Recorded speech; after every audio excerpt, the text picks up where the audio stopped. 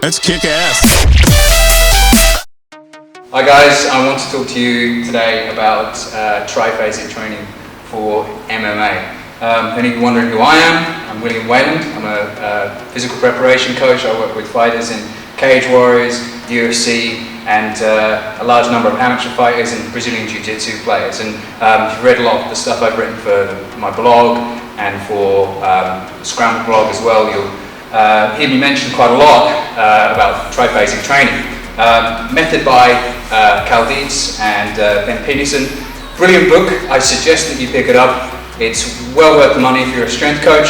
If you're someone who just wants to get into a training method, perhaps give it a miss. It's pretty heavy going, if I'm honest, and if you don't have a good grasp of training concepts, then it might be a little bit heavy, but the book is brilliant. If you're a coach, I suggest getting it. I've been using it now for I'm into my second year of using it as my main training method, and a lot of the fighters and the guys that I work with get an awful lot out of the program. And I get a lot of emails, people keep asking me, well, how can I apply this method to MMA? And first things, I've just got to give a shout out to Joe Guiani, whose video will link to this afterwards. It's triphasic training for high school athletes. It kind of inspired this video, and I thought, well, I'll make one for training for MMA. I suggest you watch that too, to give you an insight into some more of the basics of the program. I'll also link some of the stuff that Ben Peterson and Cal Dietz have written, and some of the videos they've made explaining the concepts behind triphasic training. But basically, what triphasic training allows us to do, we break up our heaviest training block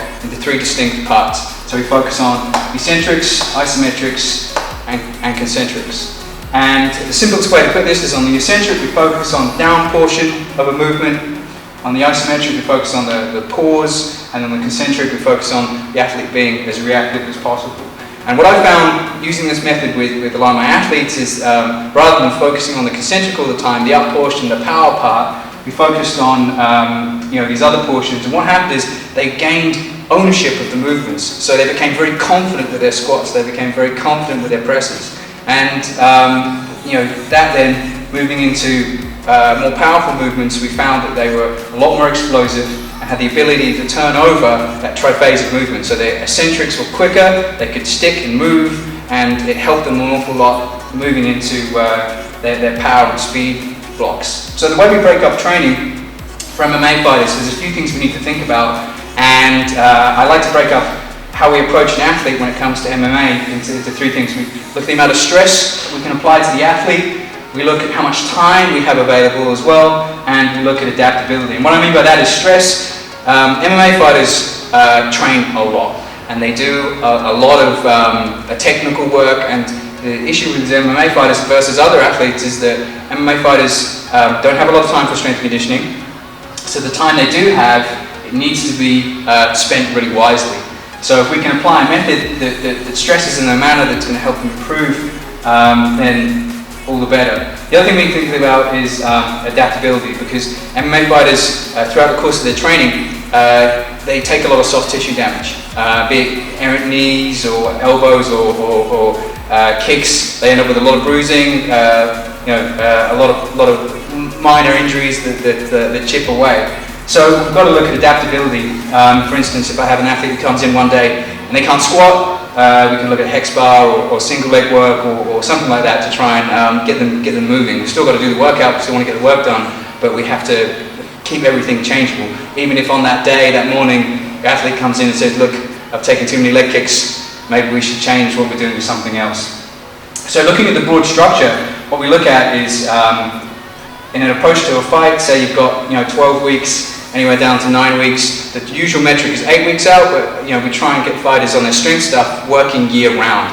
The way it looks like is this. So we spend about 6 weeks on high force, high force, low velocity movement at 80% plus of their max. So with that, it could be a squat, front squat, back squat, hex bar work, but we look at high force, low velocity, which is trying to produce large amounts of force but at very slow speed, so heavy weights moving slowly, although the athlete's still trying to move as fast as they can, the weight appears to move slowly.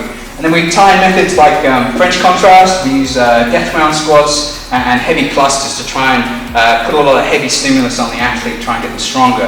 After we do that high force, low velocity block, We move on to usually 4 weeks of high force, high velocity, 80 to 55% of their max. This is when I start using potentiation clusters. I'll provide a link to exactly what that is. And we start including specific conditioning. Most MMA fighters are terrifically conditioned, and their conditioning, their work capacity largely comes from the training they do. So I'm not so keen on doing a lot of running. If a fighter has particularly poor aerobic markers, I might send them, give them some running to do, some bike work to do, some rowing to do or something to bring up their aerobic conditioning. But most of the time, most of the fighters I've worked with are terrifically conditioned. A lot of their work capacity comes from that. It's only the specific conditioning, round specific work that we need to start thinking about, get them learning to apply force in short spaces of time and do it again and again and again. And then after that 4-week block, we generally 3 to 4 weeks, sometimes 2 if time is pressing, we'll do a low force, high velocity block at under 55% of our max. So we'll use things like potentiation clusters again. We'll use ASFM as well, which is Cal Dietz's rapid contract relax exercises that I really, really like. So I have put up videos before of guys doing hip thrusts and things like that. They're doing 10 seconds worth. And it looks like they're having some sort of seizure. It's odd looking, but the theory behind it's really sound. We do some oscillatory work as well. ASFM stuff, we look at doing time sets, things like that as well. So we try and produce a lot of work in a short space of time. And then we also include our match-specific conditioning as well, where we start then doing technique under fatigue type training. I've mentioned that before too, where we start trying to blend bits of MMA under fatigue and get the fighter conditioned as much as possible for the sport at hand. So, in terms of our sessions, I've mentioned before that most of the time, most of the MMA fighters I work with can only do heavy strength work twice a week. We'll do conditioning sessions on top of that, but most of the time, they'll come in, they'll lift only 2 days a week. We don't have enough time for anything else. The other thing is the amount of stress that we apply has to be measured. I have with some fighters done 3 days a week, but it's too punishing, and they end up sore and they have trouble recovering from this much work. So what we look at is usually a 2-day program. We use something of the basic structure. I don't know if any of you are familiar, something called the Bondarchuk complex. And basically it splits the basic program down into an explosive movement, a lower body movement, upper body push, upper body pull, and then weak points. And every session follows this structure, roughly.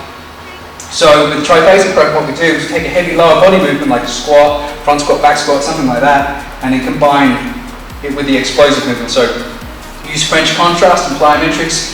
Those of you interested in French contrast, we've had videos here before. Brad, one of the coaches that I train with, he did a great video on French contrast. I'll link to that as well. So we'll do French contrast. For athletes who I feel aren't quite there yet, for French contrast, we'll do just basic plyos as well, so box jumps, hurdle hops, stuff like that. We then have our push-pull, with a floor press or a pull-up, and then usually some sort of posterior chain exercise and grip work. And then for day 2, we'll do a 90% plus movement, so we'll look at death ground squats or heavy clusters. We'll do something like that. I may talk about death ground squats in the future, do a little video. But basically we're looking to put a lot of stress on the athlete, give them plenty of time to recover and do it again and again and again. So they're used to dealing with that high level of stress, high loads. And then for the rest of that session, it would look very similar to what we did on day 1. So there'll be some sort of push-pull, some sort of posterior chain exercise. In terms of our movement palette, I try and keep it very, very limited. And I look at things like, we barely deviate from, say, front squatting, back squatting. We'll do some hex bar work as our main movement.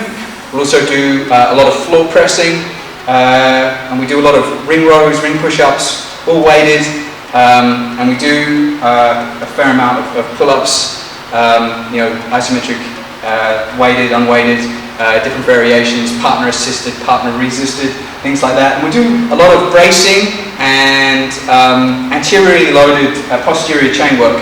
So we do things like Zerka good mornings. I've talked about these before. We'll do a lot of heavy Zerka good mornings. Teaching fighters to brace anteriorly is really important.